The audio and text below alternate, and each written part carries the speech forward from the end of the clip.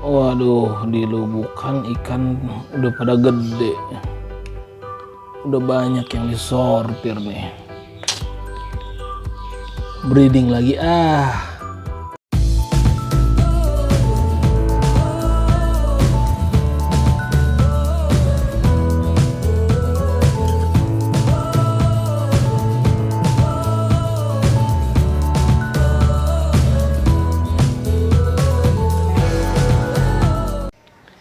Assalamualaikum brother cupang, welcome back to Garasi Rido.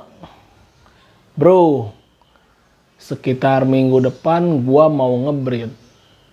Jadi hari ini gua harus mempersiapkan senjata-senjata yang bakal digunakan. Mau tahu?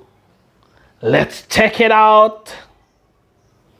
Senjata yang pertama adalah indukan. Kita butuh indukan jantan dan indukan betina untuk ngebreed. Nggak bisa jantan sama jantan, ntar yang ada ngedok, berantem dia. Atau betina sama betina, yang ada diem-dieman, meneng-meneng bae. Nah, umur yang disarankan oleh saya itu 5 bulan ke atas. Karena di umur 5 bulan itu ikan itu udah siap untuk breed. Untuk jantannya dia udah bisa bikin busa banyak. Untuk mentalnya juga udah stabil, udah bagus. Dan untuk betinanya telurnya udah mateng. Ini contoh-contoh indukan jantan saya yang saya akan gunakan. Ini beberapa contoh male yang akan saya gunakan untuk ngebreed nanti. Tuh lihat, ngedoknya aja udah tenang bos. Nah biasanya ikan yang udah kayak gini itu meresnya jago, bikin busa jago, udah mateng lah kalau istilahnya. Buah mah udah mateng. Di sini ada Avatar, ada FCCP, ada Nemo, dan ada Koi. Ini beberapa sampel untuk indukan female atau betina. Lihat dari ukurannya udah cocok buat indukan karena umurnya juga udah 5 bulan ke atas. Untuk kantung telurnya udah mulai membesar tuh. Tinggal kita maksimalin lagi dalam seminggu ini, kita rawat dengan baik dan benar-benar untuk maksimalin full telur. Ada yang galak juga men. Untuk form lumayan lah untuk pemula macam gua. Ini dia female dari Rido 71 Beta. Untuk senjata selanjutnya yaitu tempat breeding. Tempat breeding yang biasa saya gunakan ada 3 macam. Yang satu dari bahan plastik. Ini tempat donat ini biasanya ini kalau di warung-warung. Kita lakban biar kanan kirinya nggak ngelihat. Karena biasanya kalau ngebreed itu kalau misalnya terlalu terang nanti ikannya nggak mau kawin.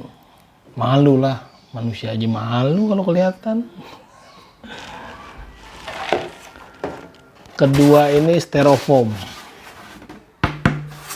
Ini styrofoam ini bisa dibeli di tempat ikan sih, banyak sih, 7.000 paling ya. Ini suhunya paling stabil kalau pakai ini. Anaknya banyak yang jadi gede.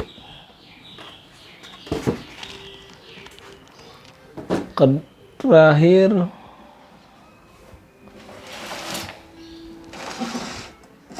soliter kaca akuarium. Ini bisa buat 2 pasang lah. Cuman harus hati-hati kalau pakai kaca. Kenapa? Karena kaca ini suhunya itu lama untuk keluarnya.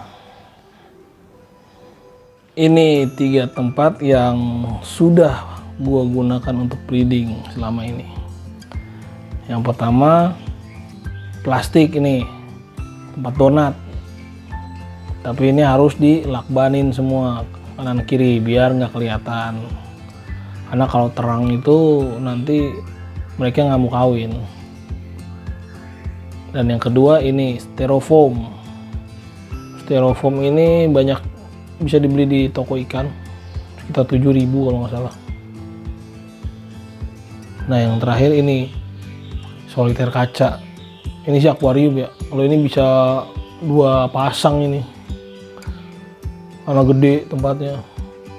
Cuman dari ketiga tempat ini yang paling stabil suhunya itu styrofoam. Dia aman lah untuk burayak, karena burayak itu paling rentan oleh suhu. Kalau terlalu dingin atau terlalu panas dia bakal mati.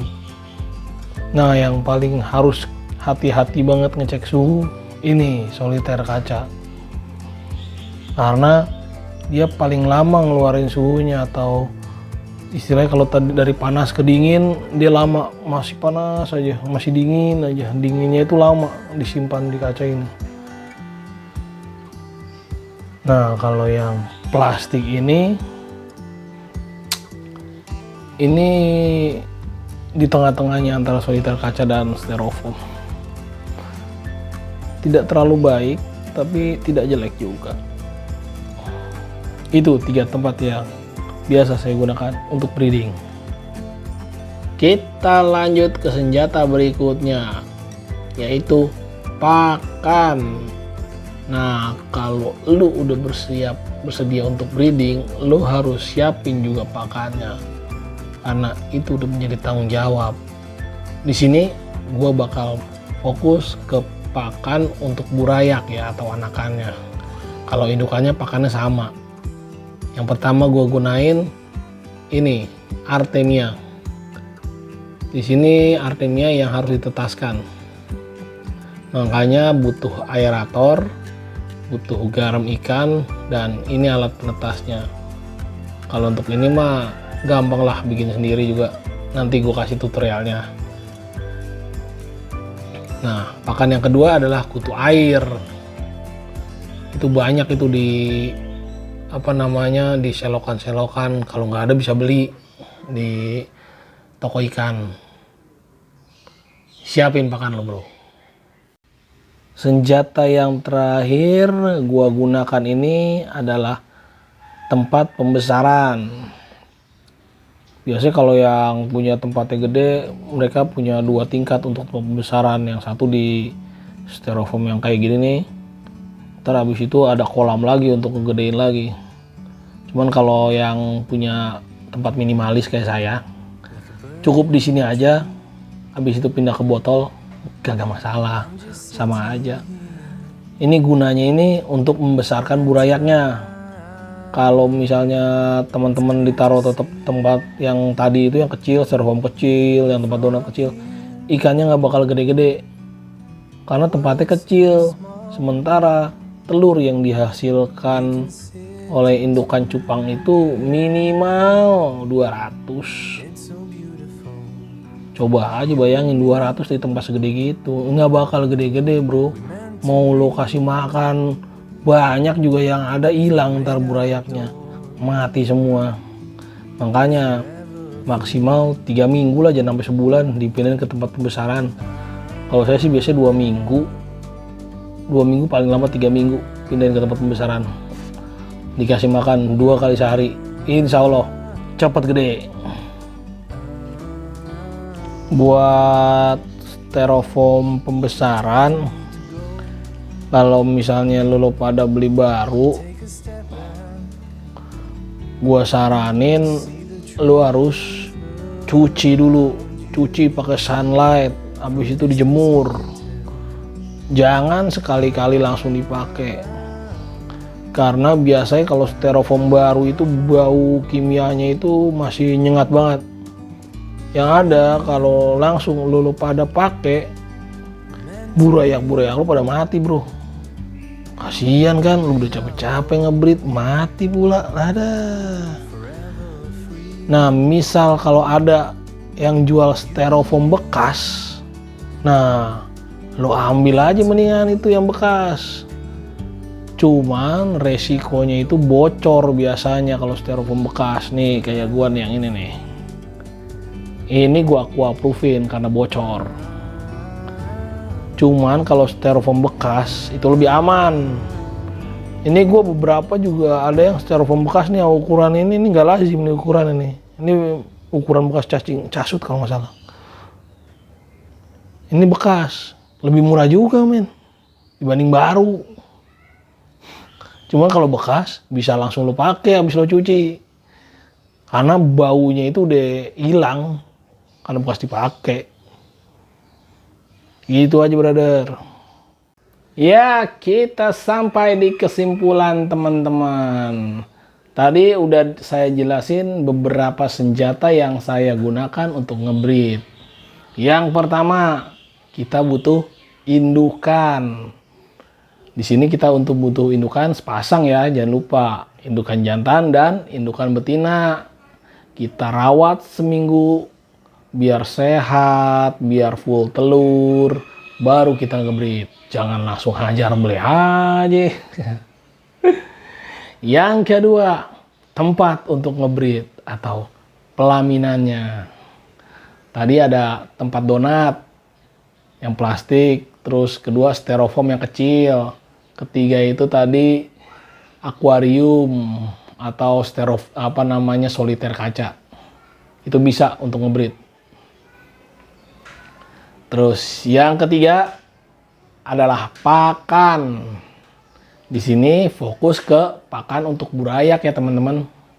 Kalau pakan indukan mah sama aja lah, jentik nyamuk, kutu air, casut atau cadar, bisa semua. Di sini pakan untuk burayak. Seminggu pertama saya biasa menggunakan Artemia. Artemia yang ditetaskan ya, bukan yang udah mati gitu, yang udah tinggal dikasih makan, yang freestyle itu. Ini yang masih pakai cangkang, bukan yang tanpa cangkang. Kita harus tetaskan dulu selama seminggu. Baru setelah itu saya kasih kutu air. Yang terakhir, tempat pembesaran. Nah, di sini styrofoamnya itu lebih besar dibanding styrofoam yang tempat buat pelaminan tadi, yang untuk ngebreed. Jadi burayak-burayaknya bisa cepat besar. Makannya juga bisa lebih banyak, 2 kali sehari. Oke?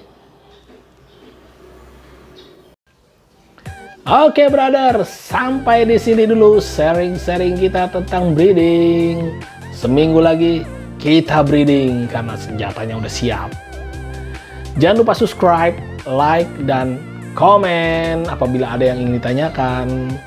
Share informasi ini apabila bermanfaat untuk teman-teman. Jadi brother-brother supaya yang lain tahu. Oke? Sampai di sini dulu. Wassalamualaikum warahmatullahi wabarakatuh.